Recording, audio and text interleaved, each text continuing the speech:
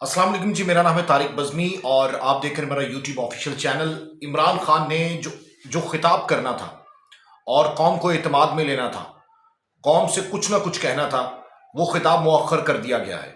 और इत्तलात ये हैं कि उस खिताब की सबसे बड़ी वजह यह है कि इस्टेब्लिशमेंट या फौज मुल्क के जो हालात हैं उनको संभालने की कोशिशों में मसरूफ़ है और उनको यकीन दहानी करा दी गई इमरान खान साहब को, ये इत्तला आ रही है। और इसके साथ साथ इमरान खान साहब ने एक मीटिंग की है और उस मीटिंग में पाकिस्तान तहरीक इंसाफ के जो कायदीन हैं, बड़े सीनियर रहनुमा, वो वहाँ पर मौजूद थे और जायज़ा लिया गया तमाम तर सूरत हाल का, लॉन्ग मार्च के हवाले से किस तरीके से हुकूमत पर प्रेशर बिल्टअप करना है, और इसके साथ साथ जो लीक हुई है वीडियो मुलजिम की, उस बात का जायज़ा लिया गया है। इमरान खान साहब और उनकी जो कायदीन है वो ये समझ रहे हैं कि जो पाकिस्तान तहरीक इंसाफ के साथ इस वक्त हो रहा है, माजी में किसी जमात के साथ नहीं हुआ। पाकिस्तान तहरीक इंसाफ जो कीमत अदा कर रही है वो कीमत किसी ने अदा नहीं की। और इसके साथ साथ वो ये भी समझ रहे हैं कि जिस तरीके से पाकिस्तान तहरीक इंसाफ ललकार रही है, आज तक इस्टेब्लिशमेंट को किसी ने नहीं ललकारा। सबसे पहली बात कि इस्टेब्लिशमेंट आपकी अपनी है, इस मुल्क की है, और इस इस्टेब्लिशमेंट से आपकी लड़ाई क्या है, इस पाक फौज से, इस मुल्क की आर्मी से आपकी लड़ाई क्या है। इमरान खान साहब को अपनी इस मीटिंग में उन लोगों पर गुस्सा निकालना चाहिए था जिन्होंने पाक फौज की तरफ इसका रुख मोड़ा। अगर आप अफाम तफहीम के जरिए तमाम मामलात सेट करना चाहते हैं तो याद रखिए सबसे पहला कदम ये होगा कि आप आर्मी के साथ अपने ताल्लुकात को बेहतर करेंगे, बिल्कुल वैसे ही जैसे बाजवा साहब के साथ, आर्मी के साथ इमरान खान साहब के पहले ताल्लुकात मजबूत और मुस्तहकम थे। और अगर इमरान खान साहब इस बात पर नहीं आते हैं तो मुश्किलात पाकिस्तान तहरीक इंसाफ के लिए भी हैं और मुल्क के लिए भी हैं। ये याद रखिएगा, मुल्क के लिए भी उतनी मुश्किलात हैं। पाकिस्तान तहरीक इंसाफ ये नहीं कि एक जानिब पाकिस्तान तहरीक इंसाफ जो है वो धरनों में जुबान दराजी करती रहे, इमरान खान साहब बहुत ज़्यादा जुबान इस्तेमाल करें उनके खिलाफ, और दूसरी जानिब इमरान खान साहब जो हैं वो अफाम तफहीम की बातें करें। ऐसा हरगिज़ नहीं हो सकता। और इस मुल्क की फ़ौज को, इस मुल्क की आर्मी को, इस मुल्क की इस्टेब्लिशमेंट को साथ लेकर चलना होगा, क्योंकि कोई मुल्क भी अपनी इस्टेब्लिशमेंट के बगैर नहीं चल सकता। नंबर एक तो ये।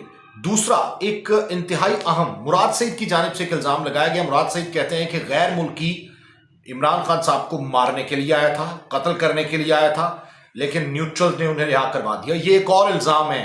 पाक फौज पर पहले इल्ज़ाम लगाया असद उमर की जानिब से लगाया गया, असलम इकबाल की जानिब से लगाया गया, इमरान खान साहब की जानिब से लगाया गया, और अब मुराद सईद भी ये कह रहे हैं कि न्यूट्रल्स ने उन्हें रिहा करवा दिया। हालांकि कन्फेशन मौजूद है, हालांकि स्टेटमेंट जो दे रहा है शख्स वो वहां पर मौजूद है जिसको गिरफ्तार किया गया। मैं पहले बारहा कह चुका हूं कि ये जो शख्स गिरफ्तार किया गया है उसकी कन्फेशन है, और इसके साथ साथ फॉरेंसिक अभी होना बाकी है।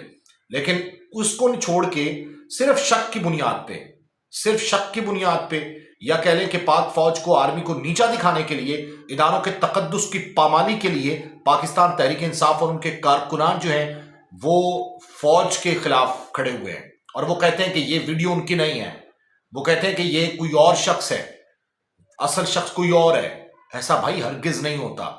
जब तफ्तीश के मामला, ये तो पुलिस के सामने कन्फेशन है, इसके बाद मजिस्ट्रेट के सामने जो कन्फेशन होगा वो देख लीजिएगा, और अगर नहीं चैन आएगा तो फिर अदालत का फैसला देख लीजिएगा। जब प्रोसिक्यूशन होगी तो उसमें तो सारी चीजें लेके आनी पड़ेंगी ना, पिस्टल लेके आना पड़ेगा, फॉरेंसिक रिपोर्ट लेके आनी पड़ेगी, किस असले से गोली चलाई गई, कितने फासले से गोली चलाई गई, ये सब कुछ यहाँ हो जाएगा।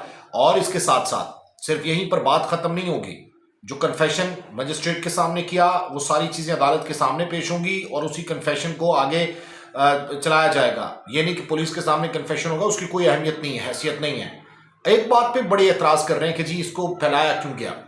अब जब सारी कन्फेशन स्टेटमेंट है, मुलजिम गिरफ्तार किया जा चुका है, तो मुझे समझ नहीं आती कि पाकिस्तान तहरीक इंसाफ के लोग आखिर क्यों इस तरह की हरकत कर रहे हैं कि वो पाक फौज को आड़े हाथों लें, वो पाक फौज पर बयानबाजी करें और वो कहे कि उनको रिहा करवा दिया गया, फलां को रिहा करवा दिया गया, न्यूट्रल्स ने रिहा करवा दिया। ऐसा हरगिज़ नहीं हो सकता। नंबर एक, फवाद चौधरी साहब जो है वो, उन्होंने एक स्टेटमेंट दी है और उनके नज़दीक के जी जो वीडियो वायरल की गई वो एक बाकायदा साजिश थी और उन्होंने एक साजिश करार दे दिया। अच्छा, ये साजिश तो हो सकती है, मैं समझता हूँ कि ये मेरा बड़ा वाज़ेह मौक़िफ़ है और आपका भी होना चाहिए कि जब कन्फेशन हो गई है तो इसके बाद अब बाकी के मामला तफ्तीश को आगे बढ़ाते हुए पुलिस को चाहिए कि बाकी मामला तो आगे लेके आए। अब पुलिस भी आपकी है, पंजाब हुकूमत आपकी है, इंतज़ामिया आपकी है, آئی جی صاحب آپ کے ہیں تو آپ جس طرح سے مرضی تفتیش کریں، آپ جس کے پاس مرضی لے کے آئیں۔ اب سی ٹی ڈی کے پاس آ گئی ہے تفتیش تو سی ٹی ڈی مزید تفتیش کرے گی۔ چلے پولیس کے سامنے تو انہوں نے کنفیشن کیا کسی دباؤ کے تحت، سی ٹی ڈی اپنے طریقے سے کر لے، اگر آپ کا یہاں پہ دل نہیں بھرتا آپ فوج کو دے دیں، وہ اپنے طریقے سے کر لے گی۔ لیکن آپ خدا کے لیے کسی کی تو مانیں، آپ کسی طرح سے تو آپ ٹھیک رہیں۔ آپ کیوں فوج کے خلاف اتنے بیان دے رہے ہیں؟ آپ کیوں اداروں کے تقدس کو پامال کر رہے ہیں؟ کیا یہی فوج نہیں ہے کہ جس کو عمران خان صاحب کو جس کی سپورٹ حاصل تھی؟ کیا یہی فوج نہیں ہے کہ جن کی تعریفیں عمران خان صاحب ان کے پل باندھا کرتے تھے؟ کیا یہی آدمی نہیں ہے کہ جس کے لیے پرویز خٹک کو ٹاسک دیا گیا تھا کہ آپ ان کے ساتھ معاملات طے کریں؟ کیا یہی آدمی نہیں ہے کہ فواد چودھری صاحب ان سے معاملات طے کرنے کے لیے جاتے تھے اور منتیں کرتے تھے آپ سب لوگ کہ آئیں ذرا بیٹھیں معاملات پہ بات کریں، ہم ذرا ٹھیک کرتے ہیں معاملات؟ آپ لوگ کرتے تھے نا، تو آج وہ کیسے بری ہو گئی؟ اگر پاکستان تحریک انصاف اس وقت اداروں کے تقدس کی پامالی سے ہٹے، آئین اور قانون کے تحت معاملات کو آگے لے کے چلے، تو میں آپ کو یقین دلاتا ہوں کہ پاکستان تحریک انصاف جیسی جماعت نہیں ہے۔